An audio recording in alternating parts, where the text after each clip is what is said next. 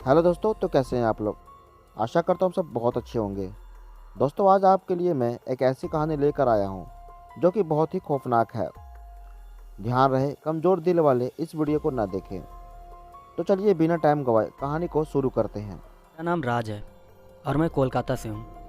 और जो पैरानॉर्मल घटना मैं आज आपको बताने जा रहा हूँ वो मेरे साथ उस समय घटी थी जब मैं होटल मैनेजमेंट की पढ़ाई कर रहा था। दरअसल उस समय मैं एक हॉस्टल में रहता था और मेरे हॉस्टल के बगल में एक और हॉस्टल था जिसकी बिल्डिंग काफ़ी पुरानी थी। और उस दूसरे हॉस्टल में मेरे सीनियर रहते थे। मेरे सीनियर उस हॉस्टल को हवेली कहते थे और मेरे सीनियर अक्सर ही जूनियर को अपने हॉस्टल में बुलाकर उनकी रैगिंग करते थे। मेरे सीनियर का जूनियर में काफ़ी खौफ था। एक दिन मेरे सीनियर्स ने मुझे भी उसी हवेली वाले हॉस्टल में बुलाया मेरी रैगिंग करने के लिए। मेरे सीनियर्स ने मेरी रैगिंग भी की, लेकिन मेरे सीनियर्स के और मेरे ख्यालात काफ़ी कुछ एक जैसे थे, इसलिए हमारे बीच दोस्ती हो गई। फिर मैं अक्सर ही अपने सीनियर से मिलने उनके हॉस्टल जाने लगा। लेकिन मैंने नोटिस किया कि मेरे सीनियर्स के हॉस्टल की छत से किसी दरवाजे के बहुत तेज़ तेज़ से खुलने और बंद होने की आवाज़ें आती हैं। मैंने अपने सीनियर से पूछा कि भैया जी ये आवाज़ें कहाँ से आती हैं। तो भैया जी ने जवाब दिया कि ये तो हमें भी नहीं पता कि ये आवाज़ें कहाँ से आती हैं। बस ऐसा लगता है कि जैसे ऊपर छत के किसी कमरे का दरवाज़ा बहुत तेज़ी से खुलता और बंद होता रहता है। कई बार हम लोगों ने ऊपर जाकर देखा भी, लेकिन ऊपर सारे कमरों में तो ताला लगा हुआ है, इसलिए दरवाज़ा खुलने और बंद होने का तो कोई सवाल ही नहीं उठता। लेकिन अब तो हमें इन सब चीज़ों की आदत हो गई है। अपने सीनियर की ये बात सुनकर मुझे बहुत हैरानी हुई। फिर उसी दिन मैं अपने सीनियर के हॉस्टल की छत पर गया, ये देखने के लिए कि आवाज़ें कहाँ से आती हैं। छत पर जाकर मैंने देखा कि यहाँ तो वाकई में सभी कमरों में ताला लगा हुआ है। ये देखकर मुझे अजीब तो लगा, पर फिर मैंने सोचा कि वो आवाज़ें शायद कहीं और से आती होंगी, और फिर मैं वापस अपने हॉस्टल चला गया। मेरे सीनियर बहुत नशा करते थे। वो गांजा और शराब बहुत पीते थे। मैं भी उनके साथ रहकर नशा करने लगा था। एक दिन मैंने अपने सीनियर के साथ उन्हीं के हवेली वाले हॉस्टल में बहुत शराब पी। उस दिन शराब की पार्टी देर रात तक चली और मैं बहुत नशे में हो गया। काफ़ी नशे में होने की वजह से मैं अपने सीनियर के ही हॉस्टल में सो गया। उस समय गर्मी का मौसम चल रहा था और रात को सोते वक्त मुझे बहुत गर्मी लग रही थी, इसलिए गर्मी से राहत पाने के लिए मैं बाथरूम में नहाने चला गया। मुझे अच्छे से याद है उस समय रात के 2 बज रहे थे। फिर बाथरूम में नहाने के लिए जैसे ही मैंने अपने कपड़े उतारे, वैसे ही बाथरूम की लाइट बंद हो गई। लाइट बंद होते ही मैं डर गया, पर 10-15 सेकंड बाद ही लाइट फिर से जल गई। कुछ सेकंड बाद लाइट फिर बंद हो गई और उसके बाद लाइट फिर से जल गई। 2-3 बार इसी तरह से लाइट जली और बुझी। ये देखकर मैं बहुत डर गया, इसलिए मैंने वापस अपने कपड़े पहने और चुपचाप बाथरूम से बाहर निकल आया। बाथरूम से बाहर निकलते ही मैंने देखा कि बाथरूम के बाहर काले सफ़ेद रंग की एक बिल्ली बैठी है। मुझे देखते ही वो बिल्ली वहाँ से भाग गई। फिर मैं अपने कमरे में चला गया और वहाँ जाकर मैंने पीने वाले पानी से अपना मुंह धोया, क्योंकि कोलकाता की गर्मी का तो कोई जवाब ही नहीं है और ऊपर से डर के मारे मुझे पसीना अलग आ रहा था। खैर, फिर मैंने अपना हाथ मुंह पोंछा और अपनी गर्लफ्रेंड को फ़ोन किया। फ़ोन करने के बाद मैंने उसे सारी बात बताई और मैंने रात के 3:30 बजे तक अपनी गर्लफ्रेंड से बात की। उसके बाद मैं सो गया। ये तो हुई फर्स्ट ईयर की बात। उसके बाद सेकेंड ईयर से मैं उसी हवेली वाले हॉस्टल में शिफ्ट हो गया। ये वही हॉस्टल था जिसमें दरवाज़ा खुलने और बंद होने की आवाज़ आती थी। अब दोस्तों, मैं आपको अपने लास्ट ईयर का एक्सपीरियंस बताता हूँ। जब मैं लास्ट ईयर में था तो मुझे हॉस्टल के वार्डन ने तीसरे फ्लोर पर शिफ्ट कर दिया था और मेरे बगल वाले रूम में एक मुस्लिम लड़के को भी शिफ्ट किया गया था। तीसरे फ्लोर पर बस हम 2 लोग ही रहते थे और हम दोनों में बहुत अच्छी दोस्ती भी हो गई थी। मैं उस लड़के को खान कह के बुलाता था। यहाँ एक बात मैं आपको बताना चाहूँगा कि तीसरे फ्लोर के ऊपर छत थी और दरवाज़ा खुलने और बंद होने की आवाज़ें वहीं से आती थी। वो आवाज़ बहुत तेज़ होती थी, जैसे कोई बहुत तेज़ी से दरवाज़ा खोल रहा है और बहुत तेज़ से दरवाज़ा बंद कर रहा है। खैर, फिर धीरे धीरे हमें उन आवाज़ों की आदत हो गई। तीसरे फ्लोर पर आने के कई दिनों बाद तक तो हमारे साथ कोई दिक्कत नहीं हुई। लेकिन एक दिन मैं अपने हॉस्टल की लॉबी में घूम घूम कर अपनी गर्लफ्रेंड से बातें कर रहा था। तभी मैंने अचानक से उसी काली सफ़ेद बिल्ली को देखा, जो मुझे एक बार पहले भी बाथरूम के बाहर दिखी थी जब मैं नहाने जा रहा था। वो बिल्ली भागते हुए बाथरूम की तरफ गई। मैं भी उस बिल्ली के पीछे गया, ये देखने के लिए कि वो कहाँ गई है। वहाँ पर 3 बाथरूम थे। मैंने तीनों बाथरूम में देख लिया, लेकिन वो बिल्ली मुझे कहीं नहीं दिखी। मैंने सोचा शायद वो बिल्ली कहीं और भाग गई होगी।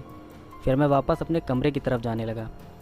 तभी वो बिल्ली भागते हुए मेरे आगे से निकलकर छत की तरफ चली गई।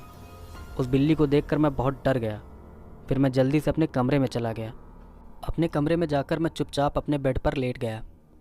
पर 10-15 मिनट बाद ही मेरे बगल वाले कमरे से उसी मुस्लिम लड़के के चिल्लाने की आवाज़ें आने लगीं।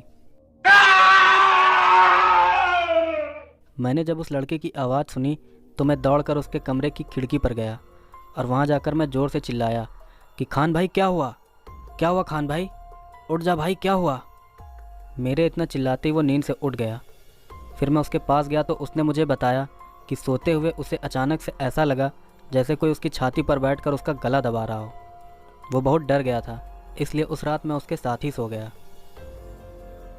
फिर अगली रात को मैं हॉस्टल की छत पर सिगरेट पीते हुए फ़ोन पर अपनी गर्लफ्रेंड से बातें कर रहा था। तभी मुझे बिल्ली की म्याऊं म्याऊं की आवाज़ सुनाई दी, लेकिन मुझे बिल्ली कहीं भी दिखाई नहीं दे रही थी। इसलिए मैं डर गया और मैंने ये बात अपनी गर्लफ्रेंड को बताई। मेरी गर्लफ्रेंड ने मुझसे कहा कि जल्दी से अपने कमरे में जाओ। मैं जल्दी से अपने कमरे में गया और मैंने कमरे का दरवाज़ा अंदर से बंद कर लिया। कमरे में आने के बाद मैं अपने बेड पर बैठकर दोबारा अपनी गर्लफ्रेंड से बातें करने लगा। मैं अपनी गर्लफ्रेंड से बातें कर ही रहा था कि तभी मुझे ऐसी आवाज़ आई जैसे किसी ने मेरे कमरे की खिड़की पर ज़ोर से हाथ मारा हो। पर ना ही खिड़की हिली और ना ही मेरे अलावा किसी और को वो आवाज़ ही सुनाई दी। यहाँ तक कि मेरी गर्लफ्रेंड को भी वो आवाज़ नहीं सुनाई दी थी। वो आवाज़ सुनकर मेरी हालत इतनी ख़राब हो गई कि बाहर निकलने में भी मुझे डर लग रहा था। फिर उस रात ना मैं सोया और ना ही अपनी गर्लफ्रेंड को सोने दिया। उस रात मैंने अपनी गर्लफ्रेंड से 4 बजे तक बात की। फिर कुछ दिन तक शांति बनी रही। सिर्फ वही दरवाजे के खुलने और बंद होने की आवाज़ें आती थी, लेकिन उसकी तो मुझे पहले ही आदत पड़ चुकी थी। फिर एक दिन मैं अपनी गर्लफ्रेंड से बातें करके जल्दी सो गया। मुझे अच्छे से याद है कि मैं गहरी नींद में था। तभी अचानक से मुझे अपने सपने में बहुत सारी काली परछाइयाँ दिखने लगीं और फिर ना ही मैं चिल्ला पा रहा था और ना ही मैं हिल पा रहा था। मेरे दिल की धड़कन बहुत तेज़ हो गई थी। फिर मुझे ऐसा लगा कि मैं बिल्कुल हल्का हो गया हूँ और मैं हवा में ऊपर उठ रहा हूँ और वो काली परछाइयाँ मेरे शरीर को इधर से उधर खींच रही हैं। मैं बहुत ज़्यादा डर गया था। फिर मैंने अपने मन में ही काली माता का नाम लेना शुरू कर दिया। काली माता का नाम लेते ही वो काली परछाइयाँ एकदम से गायब हो गईं। उसके बाद मैं उठ गया। फिर किसी तरह से मैंने वो रात काटी और अगले ही दिन मैं मंदिर गया और वहाँ से मैं हनुमान जी का एक फ़ोटो और गंगा जल लेकर अपने हॉस्टल आ गया। उसके बाद से मेरे कमरे में कोई पैरानॉर्मल एक्टिविटी नहीं हुई और ना ही वो काली सफ़ेद बिल्ली ही मुझे दोबारा दिखाई दी। कुछ दिन तक तो सब कुछ ठीक रहा, पर एक दिन अचानक से आधी रात को मेरे बगल वाले कमरे का दरवाज़ा कोई बहुत तेज़ से पीटने लगा। ये वही कमरा था जिसमें वो मुस्लिम लड़का रहता था। वो लड़का और मैं बहुत डर गए, पर हम दोनों में से किसी की भी हिम्मत नहीं हो रही थी कि कमरे के बाहर निकल कर देख ले कि कौन है जो दरवाज़ा पीट रहा है। फिर हम दोनों ने ही अपने अपने कमरे से हॉस्टल के सिक्योरिटी गार्ड को आवाज़ लगाना शुरू कर दिया। हमारी आवाज़ सुनकर सिक्योरिटी गार्ड ऊपर हमारे कमरे के पास आया, पर तब तक सब कुछ शांत हो चुका था। फिर सिक्योरिटी गार्ड ने हमसे पूछा कि तुम लोग आवाज़ क्यों लगा रहे थे। तो उस लड़के ने कहा कि कोई मेरे कमरे का दरवाज़ा बहुत ज़ोर ज़ोर से पीट रहा था। फिर हमने सिक्योरिटी गार्ड से पूछा कि क्या तुमने किसी को यहाँ से जाते हुए देखा। तो उसने कहा कि नहीं, मैंने यहाँ से जाते हुए किसी को नहीं देखा। उसके बाद हम लोग अपने अपने कमरे में जाकर चुपचाप सो गए। फिर कुछ दिनों बाद ही हमारा 7th सेमेस्टर भी ख़त्म हो चुका था और हम लोग छुट्टियों में अपने अपने घर चले गए थे। फिर एक दिन घर में भी मेरे साथ वही घटना हुई जो मेरे साथ हॉस्टल में हुई थी। दरअसल मैं और मेरी मम्मी हम 2 लोग कमरे में बैठकर टीवी देख रहे थे। उस समय शाम के 7 बज रहे थे। तभी टीवी देखते देखते एकदम से मेरी आंख लग गई और मैं सो गया। सोते ही मैं गहरी नींद में चला गया। तभी सपने में मुझे वही काली परछाइयाँ फिर से दिखाई देने लगीं। उनके आँख, नाक, कान और मुंह कुछ भी नहीं था। उनका बस एक सिर था, एक धड़ था और 2 हाथ और 2 पैर थे। और वो परछाइयाँ 4 से ज़्यादा थीं। वो परछाइयाँ ज़मीन पर पैर नहीं रख पा रही थीं, वो ज़मीन से थोड़ा ऊपर हवा में थीं। फिर उनमें से कुछ परछाइयों ने मेरे हाथ पकड़ लिए और कुछ ने पैर। ये सब देखकर मैं बहुत डर गया।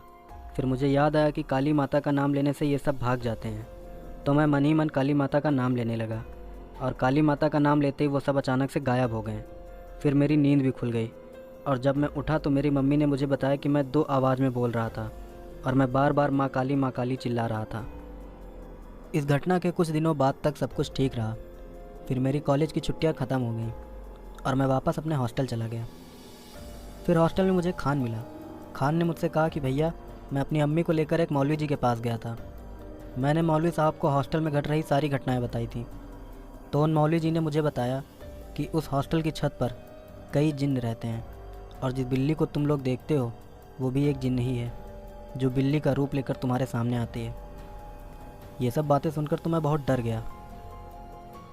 फिर एक बार की बात है, जब सर्दियों का मौसम था, मैं खान के साथ ही उसके कमरे में सोया हुआ था। उस वक्त रात के 11 या 12 बज रहे होंगे।